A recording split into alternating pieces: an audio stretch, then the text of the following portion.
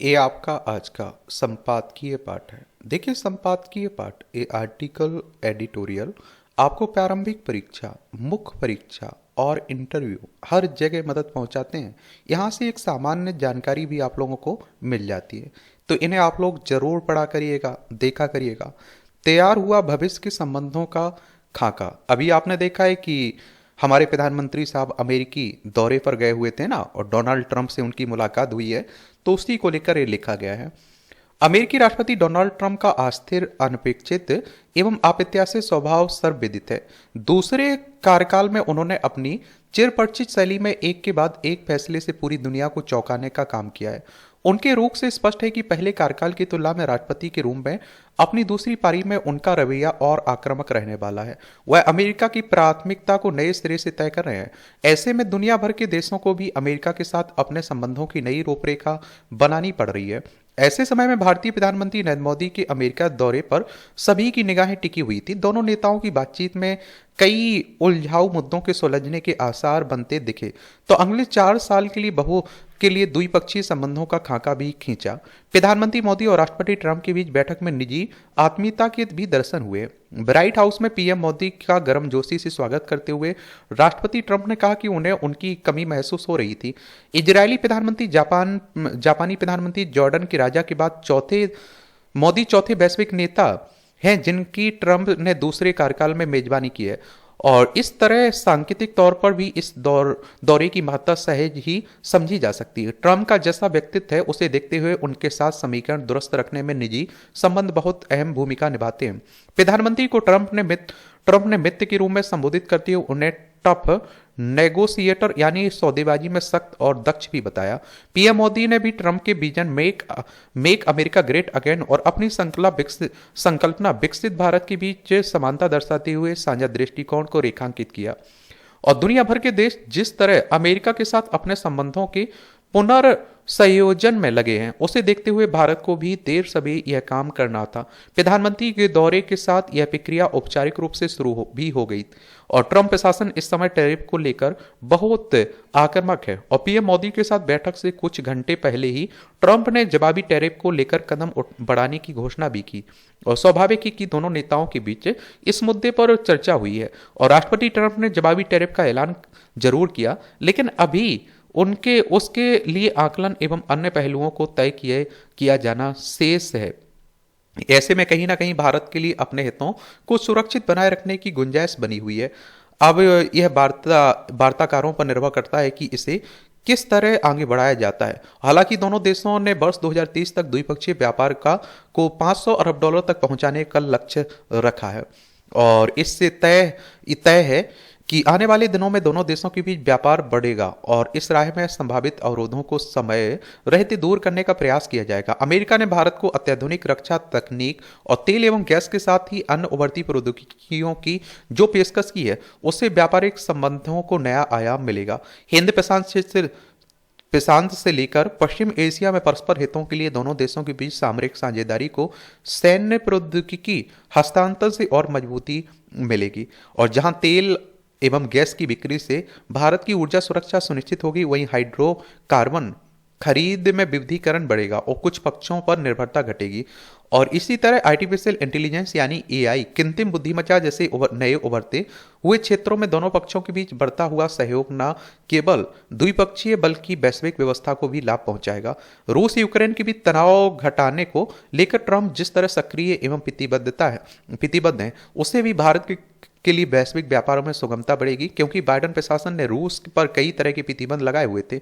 इसी तरह चाबहार बंदरगाह का मामला ट्रंप ने विदेश मंत्री मार्को रूबियो पर छोड़ दिया कि वह ही तय करेंगे कि क्या करना है। ऐसे यह संकेत मिलता है कि भारत को छूट जारी रहेगी। सामरिक मोर्चे पर भी दोनों देशों की जुगलबंदी और बेहतर हो रही है। पश्चिम एशिया से लेकर हिंद प्रशांत क्षेत्र के लिए दोनों देशों ने अपने प्रयासों की प्रतिबद्धता को पुनः व्यक्त किया है। और पश्चिम एशिया में जहां I2U2 को आप देखते हैं व्यापकता दी जाएगी, वहीं हिंद प्रशांत के लिए हिंद महासागर पहल की घोषणा की गई है। अमेरिका बार बार स्वतंत्र एवं मुक्त हिंद प्रशांत क्षेत्र की बात दोहराता है और यह सुनिश्चित करने में भारत की साझेदारी को अहमियत देता रहा है। चीन की बढ़ती हुई चुनौती और प्रमुख वैश्विक व्यापारिक मार्गों की सुरक्षा के लिए दोनों देशों के ऐसे प्रयास बहुत आवश्यक आवश्यक भी है। आतंकवाद के मुद्दे पर भी दोनों देशों की साझा चिंता सामने आई है। अमेरिका ने तैयब राना के प्रत्यर्पण को मंजूरी दे दी है और क्षेत्रीय सुरक्षा को लेकर भारत की चिंताओं से भी अमेरिका ने सहमति जताई है। भारत के लिए परेशानी बढ़ा रहे बांग्लादेश के मामले में तो राष्ट्रपति ट्रंप ने स्पष्ट रूप से कह दिया कि इस पड़ोसी देश के मामले में जो करना है वह प्रधानमंत्री मोदी ही तय करें और इसे बांग्लादेश की अंतरिम सरकार के लिए कड़ा संदेश साझा समझा जाए और जिसके बारे में माना जाता है कि बाइडेन प्रशासन की मेहरबानी से ही वह अस्तित्व में आ सकी। प्रधानमंत्री मोदी के अमेरिकी दौरे में आर्थिक, सामरिक एवं रणनीतिक संबंधों पर व्यापक सहमति बनी। दोनों देश 21वीं सदी की आवश्यकताओं के अनुरूप संबंधों को आकार देने की दिशा में आगे बढ़े हैं। कुछ मुद्दों पर जरूर अभी भी पेंच फंसा हुआ है, लेकिन मोदी ट्रंप की आत्मीयता और परस्पर हितों की गहरी समझ को देखते हुए आने वाले समय में उनके भी सुलझने की उम्मीद बड़ी है। लेखक ऑब्जर्वर रिसर्च फाउंडेशन में उपाध्यक्ष हैं, इनका नाम है हर्ष बी पंत। इनके द्वारा ये आर्टिकल लिखा गया है और कई राजनीतिक विश्लेषकों के द्वारा ये भी कहा जा रहा है कि भैया हमें भी अपनी ध्यान रखना चाहिए, क्योंकि अमेरिका के राष्ट्रपति हैं डोनाल्ड ट्रंप, भारत के राष्ट्रपति नहीं है और भारत के हित के बारे में वो ज़्यादा नहीं सोचेंगे। जहां उनके देश के हित टकराएंगे वो मित्रता भी उनके लिए कोई मायने नहीं रखती है। और देखिए ये हमारी प्यारी पृथ्वी है, इसमें आप देखिए हमारा प्यारा भारत है, ये आपको प्रशांत महासागर देखने को मिल जाएगा, ये हिंद महासागर है, ये चाइना आपको देखने को मिल रहा है और चाइना को आगे बढ़ने से रोकना है तो बिना भारत की मदद की संभव भी नहीं है। कहते हैं इसलिए भी आप देखते हैं कि अमेरिका का झुकाव भारत की तरफ देखने को मिलेगा और भारत एक दुनिया की सबसे बड़ी जनसंख्या वाला देश बन चुका है, सबसे बड़ा बाजार भी है, तो इसलिए भी भारत को अनदेखा नहीं कर सकता है कोई भी देश हो चाहे वो। सांस्कृतिक विविधता का अनूठा उत्सव काशी तमिल संगम का तीसरा संस्करण आज से शुरू हो रहा है। यह भारत की विविधता में एकता का एक और प्रमाण है। 15 से 24 फरवरी के बीच आयोजित होने वाला यह अनूठा सांस्कृतिक संगम देश के दो सबसे प्राचीन आध्यात्मिक रूप से समृद्ध देशों क्षेत्रों काशी और तमिलनाडु को एक साथ लाता है। यह अनूठा सांस्कृतिक संगम भूगोल से परे प्रगाढ़ सभ्यतागत बंधन को बढ़ावा देता है। काशी तमिल संगम का उद्घाटन 2022 में प्रधानमंत्री नरेंद्र मोदी ने किया था। इस वर्ष सांस्कृतिक कार्यक्रम का यह तीसरा संस्करण है। आजादी के अमृत महोत्सव समारोह के अंग के रूप में आरंभ की गई भारत सरकार की यह पहल एक भारत श्रेष्ठ भारत की भावना को कायम रखती है। केंद्रीय शिक्षा मंत्री धर्मेंद्र प्रधान ने घोषणा की है कि इस कार्यक्रम का तीसरा संस्करण भारत के सबसे सम्मानित संतों में से एक महर्षि अगस्त्य की स्मृति में मनाया जाएगा। महर्षि अगस्त्य की बौद्धिक क्षमता तमिल भाषा, साहित्य, साझा मूल्यों, ज्ञान परंपराओं, विरासत की नींव के रूप में कार्य करती है और इस वर्ष काशी तमिल संगम का विशेष महत्व है क्योंकि इसकी आयोजन अवधि महाकुंभ के साथ मेल खाती है। अयोध्या में श्री रामलला की प्राण प्रतिष्ठा के बाद यह पहला संगम है। महाकुंभ और श्री अयोध्या धाम की पृष्ठभूमि और महर्षि अगस्त्य का मुख्य फोकस के साथ काशी तमिल संगमम उत्कृष्ट अनुभव प्रदान करेगा। यह भारत के दो प्राचीन शिक्षा सांस्कृतिक विरासत केंद्रों तमिलनाडु और काशी के बीच संबंध में को उतना प्रगाढ़ करेगा जितने पहले कभी नहीं हुआ। काशी तमिल संगम 3.0 के लिए सरकार ने तमिलनाडु से 1000 प्रतिनिधियों को लाने की योजना बनाई। इसमें युवाओं की भागीदारी को प्रोत्साहित करने पर विशेष बल दिया गया। काशी तमिल संगमों के दौरान उपस्थित लोगों को काशी एवं तमिलनाडु दोनों की उत्कृष्ट कला का अनुभव होगा। और देख लीजिए ये आप लोगों को काशी कहाँ देखने को मिलेगा, बनारस की बात हो रही है उत्तर प्रदेश में, और आप देखिए तमिलनाडु ये है, चेन्नई इसकी राजधानी देखने को मिलेगी। और सदियों से तमिल संतों, ऋषियों और विद्वानों ने काशी की यात्रा की है और जिसने इसके आध्यात्मिक और शैक्षणिक परिदृश्य को समृद्ध किया है। तमिल समुदाय ने काशी को पवित्र स्थल के रूप में आप देखते हैं कि प्रतिष्ठित किया है। ज्ञान एवं परंपराओं का यह आदान प्रदान पारस्परिक रहा है और आदि शंकराचार्य से लेकर महाकवि सुब्रमण्यम भरतियार तक काशी में तमिल सांस्कृतिक पदचिन्ह गहरे और स्थायी रहे हैं। सबसे महान तमिल साहित्यकारों में से एक महाकवि भरतियार का घर काशी में हनुमान घाट के तट पर स्थित तीर्थ स्थल है। काशी तमिलनाडु का संबंध सदियों पुराना है। तमिल संत कुमार गुरुपारा देसीकर ने 17वीं शताब्दी में हनुमान घाट पर कुमार स्वामी मठ की स्थापना की और जिससे काशी में तमिल उपस्थिति स्थापित हुई है।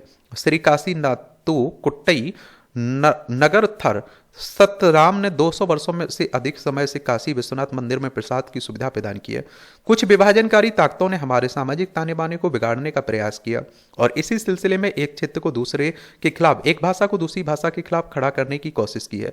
हालांकि प्रधानमंत्री मोदी के दूरदर्शी नेतृत्व में भारत ने एकता, विकास और समावेशिता के मार्ग पर दृढ़ता से काम किया है। और सबका साथ, सबका विकास, सबका विश्वास, सबका प्रयास दृष्टिकोण राष्ट्रीय नीतियों को आकार देने वाला मार्गदर्शक सिद्धांत है जो हर समुदाय और क्षेत्र के लिए समान प्रगति सुनिश्चित करता है। प्रधानमंत्री मोदी ने भाषाई और सांस्कृतिक सद्भाव का लगातार समर्थन किया है और उनके भाषण पर्याप्त तमिल साहित्य, भाषा और परंपराओं की समृद्ध विरासत को उजागर करते हैं। उन्होंने इस बात पर बार बार बल दिया कि तमिल दुनिया की सबसे पुरानी भाषाओं में से एक है जो पूरे देश के लिए गर्व का विषय है। तमिल इतिहास के संरक्षण और सम्मान के प्रति उनकी प्रतिबद्धता सिंगापुर में तिरुवल्लुर सांस्कृतिक केंद्र की स्थापना और जकार्ता के मुरुगन मंदिर में कुंभाभिषेक समारोह में उनकी भागीदारी से प्रदर्शित हुई है। वाराणसी में आप देखते हैं कि काशी तमिल संगमम 2023 का उद्घाटन करते हुए प्रधानमंत्री ने कन्याकुमारी वाराणसी तमिल संगमम ट्रेन की ओर हरी झंडी दिखाई थी और तिरुकुरल, मणिमेकलाई और अन्य क्लासिक तमिल सांस्कृतिक कृतियों के बहुभाषी और ब्रेल अनुवाद का शुभारंभ किया गया था। उन्होंने भारतीय विचार और संस्कृति को इस दक्षिण पश्चिम प्रशांत राष्ट्र के लोगों के करीब लाने के लिए गुजराती और पपुआ न्यू गिनी की भाषा टॉप पेसिन में तिरुकुरल जारी किया। यह पहल तमिलनाडु के साथ उनके गहरे संबंधों को मजबूत करती है, अपनी समृद्ध विरासत को संरक्षित उसे बढ़ावा देने के लिए भारत की व्यापक प्रतिबद्धता को रेखांकित करती है।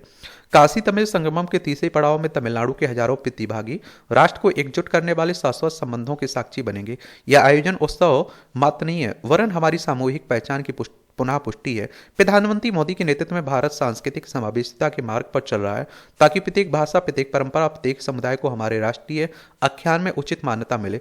आज जब हम काशी तमिल संगमम 2025 का उत्सव मना रहे हैं तब यह याद रखें कि हमारी विविधता कोई चुनौती नहीं है वरन यह सजोने के लिए एक खजाना है। काशी और तमिलनाडु की एकता ही भारत की एकता है। हमें सदैव इसका उत्सव मनाना चाहिए। लेखक सूचना प्रसारण और संसदीय कार्य राज्य मंत्री हैं, इनका नाम है एल मुरुगन। इनके द्वारा यह आर्टिकल लिखा गया है।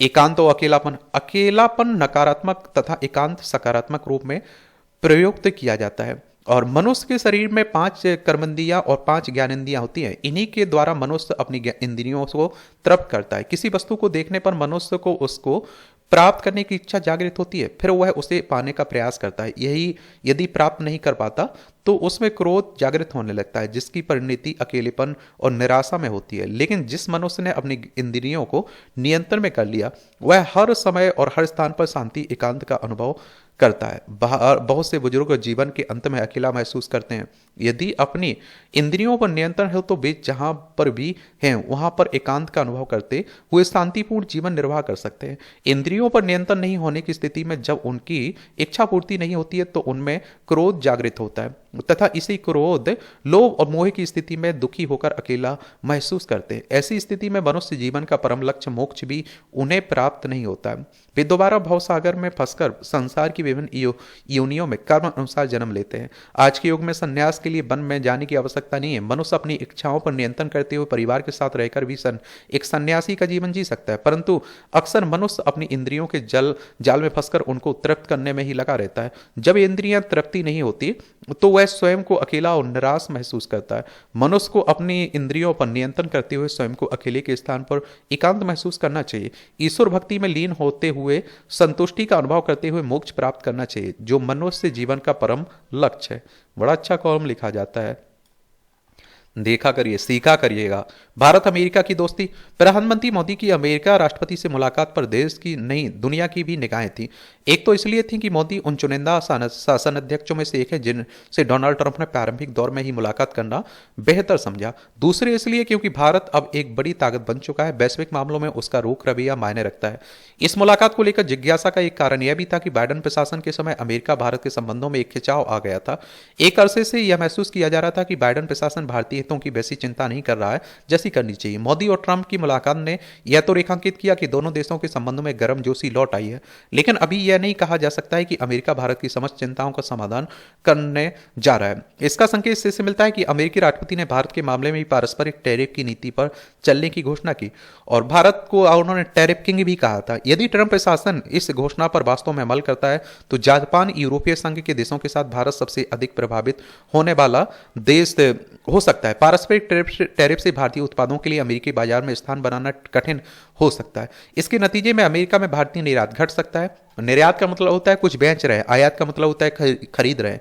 इससे भारत के आर्थिक हितों को नुकसान होगा, क्योंकि जीडीपी में निर्यात की अहम भूमिका है और अमेरिका हमारा प्रमुख व्यापारिक सहयोगी देश है। यह ठीक है कि ट्रंप ने बांग्लादेश के मामले में भारत के मन मुताबिक बात कही है, सीमा पार यानी कि पाकिस्तान प्रायोजित आतंकवाद से मिलकर लड़ने का वादा किया है। मुंबई हमले की साजिश में शामिल रहे पाकिस्तानी मूल के कनाडाई आतंकी तहब्बुर राना के प्रत्यार्पण की घोषणा की है, लेकिन अमेरिका में खालिस्तान समर्थकों की भारत विरोधी गतिविधियों पर कुछ नहीं कहा। भारतीय प्रधानमंत्री की अमेरिका यात्रा के दौरान ऊर्जा तकनीक के साथ अन्य कई क्षेत्रों में जो अनेक समझौते हुए, उनसे यह स्पष्ट होता है कि दोनों देशों के संबंधों में और प्रगाढ़ता आने जा रही है।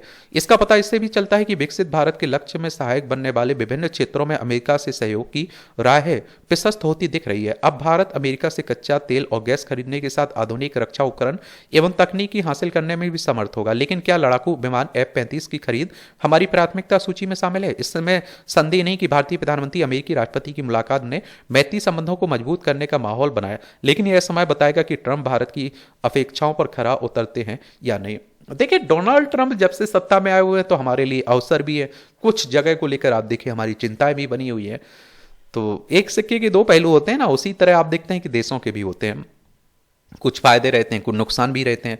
बजट की दिशा, संभावना है कि उत्तर प्रदेश में लगातार खड़े हो रहे आधारभूत ढांचे और विकास को गति देने के लिए आगामी बजट में 84,000 करोड़ रुपए ऋण लेने की व्यवस्था की जा सकती है और इसमें बुराई नहीं है, लेकिन अब इसका उपयोग छोटे शहरों कस्बों में नागरिक सुविधाओं के विस्तार के लिए किया जाए। तेज विकास के लिए कर्ज की आवश्यकता पड़ती है। महत्वपूर्ण यह है कि उसका उपयोग किस मद में किया जा रहा है। पिछले कुछ वर्षों में राज्य में सड़कों का संजाल बिछाने, बिजली, पानी और सीवर जैसी सुविधाएं खड़ी करने, शिक्षा, स्वास्थ्य, कानून व्यवस्था के लिए संसाधन बढ़ाने, तीर्थ पर्यटकों को विस्तार देने के लिए आधिकारिक राशि व्यय की गई। इसका प्रभाव अर्थव्यवस्था के बढ़ते आकार में दिख रहा है, किंतु गत 7-8 वर्षों में नगरीय क्षेत्र का विस्तार हुआ है।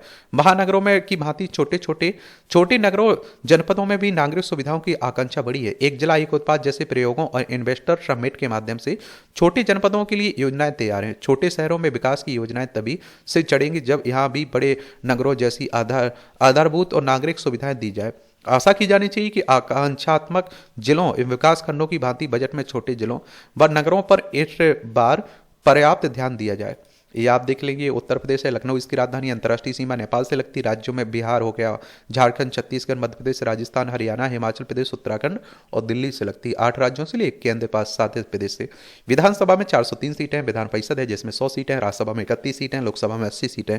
योगी आदित्यनाथ यहाँ के चीफ मिनिस्टर हैं और आनंदीबेन पटेल यहाँ की राज्यपाल आपको देखने को मिल जाएंगी, तो ये भी आप लोग याद रखिएगा। ये आप देखिए, अंग प्रत्यारोपण के क्षेत्र में नई संभावना है। तो आप देखिए, अंग प्रत्यारोपण चिकित्सा विज्ञान का वह क्षेत्र है जिसमें लाखों जिंदगियों को नई दिशा दी है, लेकिन अंगदान की कमी और प्रत्यारोपण के बाद अंग अस्वीकृति जैसी चुनौतियां हमेशा इस क्षेत्र के विकास में बाधा रही हैं। हाल ही में चिकित्सकों ने सुअर की किडनी का एक इंसान में सफल प्रत्यारोपण कर चिकित्सा क्षेत्र में एक महत्वपूर्ण उपलब्धि हासिल की है। यह सफलता उन लाखों मरीजों के लिए उम्मीद का किरण बनकर आई है जो किडनी फेलियर की समस्या से जूझ रहे हैं। सुअर के अंगों का उपयोग अंग प्रत्यारोपण में एक बड़ी क्रांति साबित हो सकती है। सूरों की शारीरिक संरचना इंसान से काफी हद तक मिलती जुलती है, जो उन्हें अंगों के संभावित स्रोत के रूप में उभरने में मदद करती है। यह तकनीक न केवल किडनी बल्कि हृदय, जिगर, अन्य महत्वपूर्ण अंगों के प्रत्यारोपण में भी उपयोगी हो सकती है। इसके अलावा जैव इंजीनियरिंग और जीन एडिटिंग तकनीक के जरिए सुअर के अंगों को इंसानी शरीर के लिए और अधिक अनुकूल बनाया जा रहा है। यह अवधारणा नई नहीं है। 1996 में स्कॉटलैंड के शोधकर्ताओं ने डॉली नाम की भेड़ की क्लोनिंग तकनीक से बनाया था। इसके बाद से विज्ञानी प्रयोगशाला में इंसानी अंगों को विकसित करने की कोशिश कर रहे हैं। हालांकि पेटी डिश में स्टेम कोशिकाओं से अंग विकसित करना बेहद चुनौतीपूर्ण काम रहा है, क्योंकि इन कोशिकाओं को सही तरीके से परिपक्व अंगों में बदलना मुश्किल है। यही कारण है कि विज्ञानी अब जानवरों की भूड़ में मानव स्टेम कोशिकाओं को विकसित करने की दिशा में काम कर रहे हैं। सुरों के अलावा गाय, भैंस, चूहे और भेड़ जैसे जानवरों से भी मानव अंगों को विकसित करने के प्रयास जारी हैं। इस तकनीक से अंगदान की भारी कमी को दूर किया जा सकता है। साथ ही 3D पेंटिंग और स्टेम सेल तकनीक जैसी नई विधियां भी अंग प्रत्यारोपण के क्षेत्र में क्रांतिकारी बदलाव ला रही हैं। भविष्य में इन तकनीकों के व्यापक उपयोग से अंग प्रत्यारोपण न केवल सुलभ और सुरक्षित होगा बल्कि यह अधिक किफायती भी हो सकता है। लेकिन इस क्षेत्र में कई चुनौतियां भी हैं। नैतिक और कानूनी प्रश्न, संक्रमण का खतरा और ऊंची लागत जैसे मुद्दों को सुलझाना अभी बाकी है। कुछ समाजशास्त्री और पर्यावरणविद इन तकनीकों को प्रकृति के साथ छेड़छाड़ मानते। इसके बावजूद विज्ञानी इन चुनौतियों का समाधान खोजने में जुटे। बहरहाल इस दिशा में प्रगति जारी रही तो अंग प्रत्यारोपण चिकित्सा विज्ञान को नई ऊंचाइयों तक ले जाएंगे और इससे न केवल लाखों मरीजों की जान बचाई जा सकेगी बल्कि यह तकनीक भविष्य में मानव स्वास्थ्य के क्षेत्र में क्रांति लाने में भी सक्षम होगी। अच्छा कॉलम लिखा जाता है, देख रहे हैं। और हमारे देश में आप देखिए बहुत सारे लोगों की डेथ इसलिए हो जाती है क्योंकि समय से उन्हें अंग नहीं मिल पाते हैं। और हमारे देश में अंग दान करने की प्रथा कम है। लोग सोचते हैं कि बहुत सारी मान्यताएं भी है। जैसे मान लीजिए मेरी आज समय, मतलब आप सोचिए समय से पहले मौत हो जाती है। अब ये शरीर मेरा या तो दफना दिया जाएगा या जला दिया जाएगा। अब एक काम का, मेरे परिवार के काम का भी नहीं रहा, न किसी के काम का। अगर इसे दान कर दिया जाए तो बहुत सारे लोगों की जिंदगी बचाई जा सकती है। ये टिप्पणियां रहती हैं, इन्हें भी देखना हुआ कर तो देख सकते हैं। इसकी पीडीएफ एजुकेशन सर्कल प्लेटफॉर्म है ना टेलीग्राम पर, वहां डाल दी जाती है, तो डाउनलोड कर लिया करिएगा। यूजीसी के नए नियम व शैक्षिक स्वतंत्रता, यूजीसी यानी कि यूनिवर्सिटी ग्रांट कमीशन की बात हो रही है।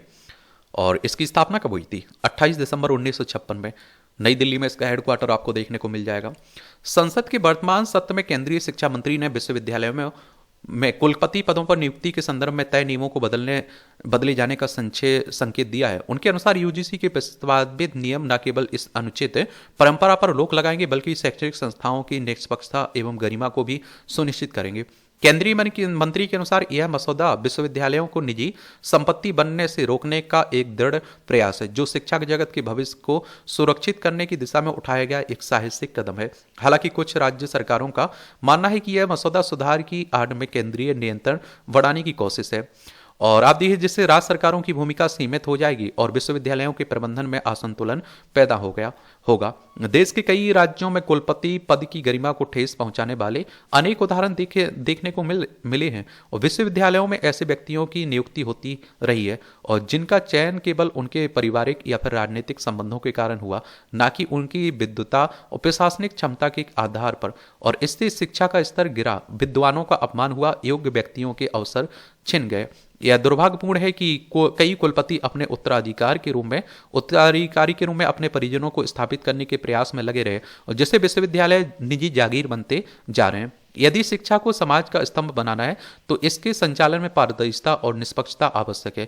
यूजीसी का नया प्रारूप इसी दिशा में उठाया गया कदम है जो यह सुनिश्चित करेगा कि कुलपति का पद केवल योग्य और कर्मठ शिक्षकों को ही प्राप्त हो। इससे न केवल विश्वविद्यालय की प्रतिष्ठा बढ़ेगी बल्कि छात्रों और शिक्षकों में भी एक नई ऊर्जा का संचार होगा। शिक्षा का उद्देश्य केवल डिग्रियां बांटना नहीं बल्कि ज्ञान के मंदिरों में निष्ठावान और प्रबुद्ध नेतृत्व स्थापित करना भी है। और अभी आपने देखा है डिग्रियां ही इनका उद्देश्य रहा है, इसलिए तो बेरोजगारी इतनी बड़ी हुई है और पीएचडी करने वाले ग्रेड 4 के फॉर्म भर रहे हैं। बौद्धिक और प्रशासनिक दायित्व, कोई भी बड़ा सुधार बिना विरोध के नहीं आता है। कुछ राज्यों ने इस प्रारूप का विरोध किया है क्योंकि यह उनकी परंपरागत नियुक्ति प्रक्रियाओं से मेल नहीं खाता। परंतु क्या परंपरा को बनाए रखने के लिए अन्याय को भी सहन किया जाए? शिक्षा मंत्री ने स्पष्ट किया है कि यह मसौदा राज्यों के अधिकारों का हनन नहीं करता है बल्कि विश्वविद्यालयों को भाई भतीजावाद से मुक्त करने का प्रयास करता है। विरोध करने वालों को यह समझना चाहिए कि कुलपति पद किसी राजनीतिक दल या वंश की संपत्ति नहीं है बल्कि यह एक बौद्धिक और प्रशासनिक दायित्व है। यदि विश्वविद्यालयों में निष्पक्षता नहीं होगी तो वहां से निकलने वाले छात्र भी समाज में भेदभाव और भ्रष्टाचार की भावना लेकर आएंगे। कुलपति की नियुक्ति की प्रक्रिया को निष्पक्ष और पारदर्शी बनाने से ही शिक्षा का वास्तविक उद्देश्य पूर्ण होगा। और जिस प्रकार किसी भी राष्ट्र का आत्मा उसकी न्यायपालिका और प्रशासनिक व्यवस्था में होता है उसी प्रकार शिक्षा संस्थाओं का आत्मा उनके नेतृत्व में निहित होता है।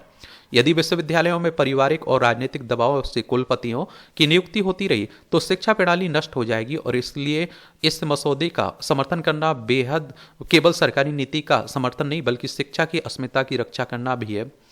देख विस्मय होता है कि कुछ तत्व इस प्रगतिशील प्रयास को राजनीतिक रंग देकर अपनी विचारधारा के अनुकूल मोड़ने में लगे हैं। उनकी दृष्टि में सुधार का अर्थ बिरकिटी हो गया है, जबकि वास्तविकता यह है कि इन विनियमों के माध्यम से शिक्षा संस्थाओं की स्वायत्तता को बल मिलेगा, उनकी कार्यप्रणाली अधिक पारदर्शी होगी और वे शैक्षणिक गुणवत्ता में नए नियम एक नए कीर्तिमान की ओर अग्रसर होंगे। जो लोग इन सुधारों का केवल विरोध करने के लिए विरोध कर रहे हैं वे शिक्षा को उसके वास्तविक उद्देश्य से भटकाने का कार्य कर रहे हैं।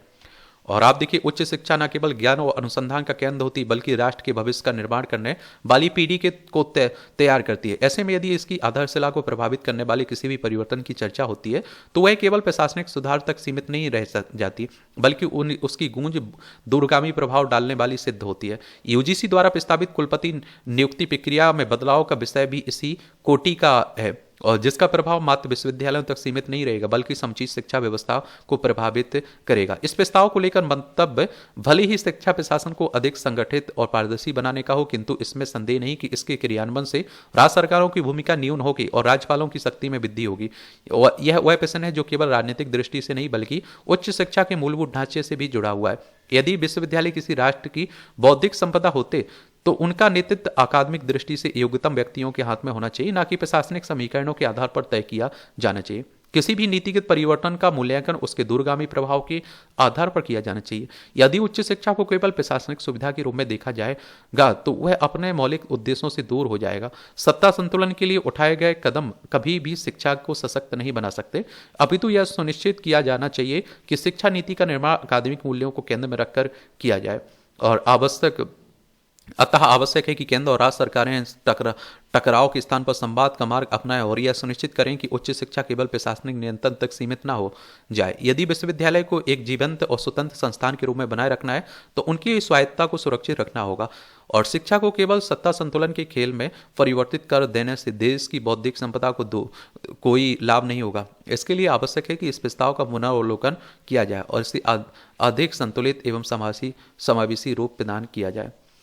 और उच्च शिक्षा प्रणाली में स्वायत्तता पर जोर, आप लोग क्या सोचते हैं? अपनी राय आप लोग जरूर दिया करिएगा। और मुझे लगता है कि शिक्षा को तो राजनीति से दूर रखना चाहिए अगर देश को सच में विकसित बनाना है। भारत की उच्च शिक्षा प्रणाली अपने विस्तार और विविधता में अद्वितीय है। यह केवल एक संख्या नहीं बल्कि एक पूरी संस्कृति है जिसमें करोड़ों युवा अपने भविष्य की तलाश में कदम रखते हैं। लेकिन यह दुखद विडंबना है कि इतने विशाल तंत्र के बावजूद गुणवत्ता की चुनौती बनी हुई है। दशकों से सुधार की कोशिश हो रही है परंतु वे वांछित सफलता नहीं दिला सकी। अब समय आ गया है कि उच्च शिक्षा को मात्र संख्या का खेल न बनाकर इसे गुणवत्ता का केंद्र बनाया जाए। सरकार को चाहिए कि नीति निर्धारण में विविधता और विस्तार दोनों का समुचित ध्यान रखें। राज्य की भूमिका केवल संस्थानों की गुणवत्ता सुनिश्चित करने तक सीमित रहनी चाहिए, न कि उसके प्रशासन में दखल देने तक।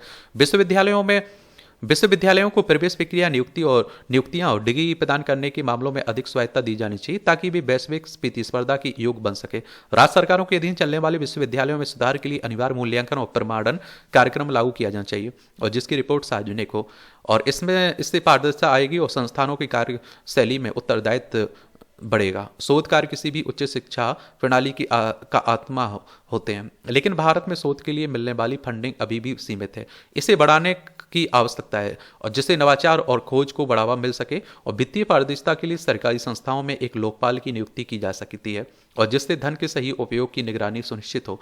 धीरे धीरे व्यावसायिक संस्थानों के परिचालन खर्च के लिए सरकारी सहायता कम की जाए, केवल पूंजीगत व्यय के लिए समर्थन दिया जाए और इससे इस संस्थान आत्मनिर्भर बनने के लिए प्रेरित होंगे। IIT, IIM, IISc जैसे संस्थानों को पूरी स्वायत्तता दी जानी चाहिए और जिससे वे वैश्विक स्तर पर प्रतिस्पर्धा कर सकें। साथ ही यह भी आवश्यक है कि शिक्षा और शोध केवल विज्ञान और प्रौद्योगिकी तक सीमित न रहे बल्कि मानविकी और सामाजिक विज्ञान की प्रासंगिकता को भी उतना ही महत्व दिया जाए। कोई भी सभ्यता केवल तकनीकी प्रगति से आगे नहीं बढ़ सकती है, उसके लिए इतिहास, दर्शन, राजनीति, समाजशास्त्र जैसे विषयों का भी विकास भी अनिवार्य होता है। लेकिन सबसे महत्वपूर्ण प्रश्न यह है कि शिक्षा व्यवस्था का संचालन कौन करे। आज उच्च शिक्षा संस्थानों की स्थापना और प्रबंधन का जिम्मा नेताओं और शीर्ष अधिकारियों के हाथ में है और जिनकी प्राथमिकता शिक्षा नहीं बल्कि राजनीति होती है। इस प्रवृत्ति को समाप्त करना होगा और शिक्षाविदों, विज्ञानियों को इन संस्थाओं का नेतृत्व देना चाहिए ताकि वे विज्ञान आधारित नीतियों पर कार्य कर सकें और छात्रों को केवल डिग्री नहीं बल्कि वास्तविक बौद्धिक संपदा प्रदान कर सकें। उच्च शिक्षा केवल किसी व्यक्ति के करियर का साधन नहीं है बल्कि एक संपूर्ण समाज की बौद्धिक संपन्नता का आधार होती है। यदि भारत को ज्ञान प्रधान राष्ट्र बनना है तो उसे अपने उच्च शिक्षा तंत्र को केवल संख्या के बोझ से नहीं बल्कि गुणवत्ता की कसौटी पर परखना होगा, अन्यथा हम केवल डिग्री धारकों की भीड़ बढ़ाते रहेंगे जिनके पास ना तो समुचित ज्ञान होता है और न ही नवाचार की दृष्टि। बाकी आप लोग बताइए, आप क्या सोचते हैं? अपनी राय आप लोग जरूर दिया करिएगा। भैया प्रॉब्लम्स आपको देना है, मुख्य परीक्षा आपको देनी है, आपको भी बताना होगा ये बिहार की बजट और प्रगति यात्रा से विकास की बिहार की बात हो रही, पढ़ना हो तो पढ़ सकते हैं, अभी चुनाव भी है आने वाले समय में। वाणिज्य में खनिज उत्पादन, इससे जरूर हम लोग देख लेते हैं, जान लेते हैं। तो भविष्य में महत्वपूर्ण खनिजों की मांग तेजी से बढ़ेगी। इनके उत्पादन के लिए पर्यावरण अनुकूल व्यवस्था अपनाए जाने पर भी जोर दिया जाएगा। स्थायी आपूर्ति श्रृंखला को सुनिश्चित करना पहले विश्वसनीय समुदाय के लिए अपेक्षाकृत महत्वपूर्ण विषय नहीं था। अपने अप्रयुक्त संसाधनों के साथ भारत कम कार्बन की विश्वस्तरीय अर्थव्यवस्था की ओर मजबूती से बढ़ने की स्थिति में है। कॉपर, लिथियम, निकल, कोबाल्ट, जिंक आदि की आपूर्ति को सुलभ बनाना कार्बन के न्यूनतम उपयोग को सुनिश्चित करने के लिए जरूरी है। अतः देशों के लिए अपने ऊर्जा सुरक्षा प्रयासों के तहत घरेलू स्तर पर इन भंडारों को सुनिश्चित करना और इन्हें सुलभ बनाना आवश्यक है। मैकेंसे की रिपोर्ट के अनुसार आगामी दशक में सभी महत्वपूर्ण खनिजों की मांग ऐतिहासिक रूप से बढ़ जाएगी, जिससे विशेष रूप से कॉपर की मांग सबसे अधिक हो रहेगी। इन रुझानों को देखते हुए अल्पकालिक उपायों की लोकप्रियता बढ़ने की संभावना है, लेकिन इसका हल संभवतः उन देशों के बीच आपसी सहयोग में निहित है जो एक साथ मिलकर काम करने और इन संसाधनों को सुरक्षित रूप से सदुपयोग करने में सक्षम है। इंटरनेशनल एनर्जी एजेंसी IEA के अनुसार मुख्य रूप से रूपांतरण खनिजों के मार्केट का संयुक्त आकार 2040 तक दोगुना होकर $770 अरब तक पहुंच जाएगा। वहीं ब्लूमबर्ग BNEF के अनुसार दुनिया को 2024 एवं 2050 के बीच कम कार्बन के समाधानों जैसे इलेक्ट्रिक वाहन, विंड टरबाइन और इलेक्ट्रोलाइजर बनाने तथा भावी पीढ़ियों के लिए इंफ्रास्ट्रक्चर तैयार करने 3 अरब मेट्रिक टन धातुओं और खनिजों की आवश्यकता होगी। यह संख्या 2050 तक 6 अरब टन पहुंच जाएगी। आपूर्ति एवं मांग, तो हम मांग और आपूर्ति के बीच के अंतर को कैसे दूर कर सकते हैं? बहुत से लोगों के लिए यह एक चुनौती है, परंतु यह हमारे लिए बड़ा अवसर है। हमें इस सेक्टर में प्रत्यक्ष निवेश को सुनिश्चित करना होगा। दुनिया के विकसित देश महत्वपूर्ण खनिजों एवं प्राकृतिक संसाधनों की मजबूती के चलते ही विकास के इस मुकाम तक पहुंचे हैं, और इस संदर्भ में अमेरिका, यूरोप, रूस, पश्चिम एशिया या ऑस्ट्रेलिया पर विचार किया जा सकता है। इस सेक्टर में बड़े निवेश किए गए हैं। हालांकि कच्चे माल के लिए शुद्ध शून्य मांग को पूरा करने हेतु विश्व स्तरीय खनन उद्योग को 2050 तक लगभग 2.1 लाख करोड़ डॉलर का नया निवेश करना होगा। इस निवेश के लिए प्रगतिशील नीतियों एवं अनुकूल विनियमों की भी आवश्यकता है, जो जमीन एवं लाइसेंस को सुलभ बना सके। विश्व स्तरीय तकनीकों के उपयोग, स्थायी खनन प्रथाओं, संचालन के सेल्फ सर्टिफिकेशन तथा रिटर्न के एक समान वितरण को बढ़ावा दे सके। दूसरा, सशक्त एवं भरोसेमंद आपूर्ति श्रृंखला के विकास के लिए भी सहयोग प्रदान करने की आवश्यकता है। दुनिया भर में इस दिशा में प्रयास किए जा रहे हैं। जैसे हाल ही में अमेरिका के नेतृत्व में ट्रांसनेशनल मिनरल्स सिक्योरिटी पार्टनरशिप, जो महत्वपूर्ण खनिज सेक्टर की जिम्मेदाराना विकास को बढ़ावा देते हैं।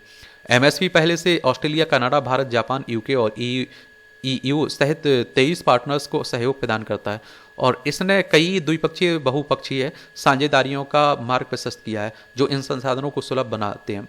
अप्रयुक्त महत्वपूर्ण खनिज, भारत के पास खनिजों का विशाल भंडार है, लेकिन अब तक भारत की 20% भूविज्ञानिक संपदा का अन्वेषण किया गया। ऐसे में विश्व स्तरीय निवेशकों और साझेदार देशों के लिए भारत में अपार संभावनाएं। सिर्फ 2 महत्वपूर्ण खनिजों की बात करें तो भारत के पास कॉपर का 16.39 करोड़ टन भंडार है तथा कोबाल्ट एस का 4.49 करोड़ टन भंडार है। अगर इन दोनों का उपयोग सही समय पर प्रभावी और स्थायी तरीके से किया जाए तो विश्व स्तरीय आपूर्ति को गति प्रदान की जा सकती है।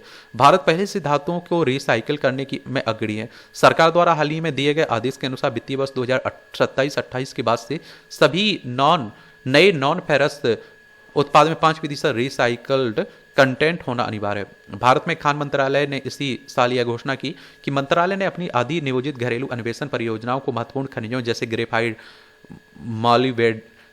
मालिब्डेनम, निकल, कोबाल्ट, लिथियम और पोटास के लिए निर्धारित करने की योजना बनाई। इसी दिशा में एक और महत्वपूर्ण पहल है 2024 में लॉन्च किया गया नेशनल क्रिटिकल मिनरल्स मिशन, जिसका उद्देश्य अन्वेषण से लेकर खनन, प्रसंस्करण और दोबारा उपयोग लायक बनाने के लिए हर चरण में भारत की महत्वपूर्ण खनिज मूल्य श्रृंखला को बढ़ावा देना।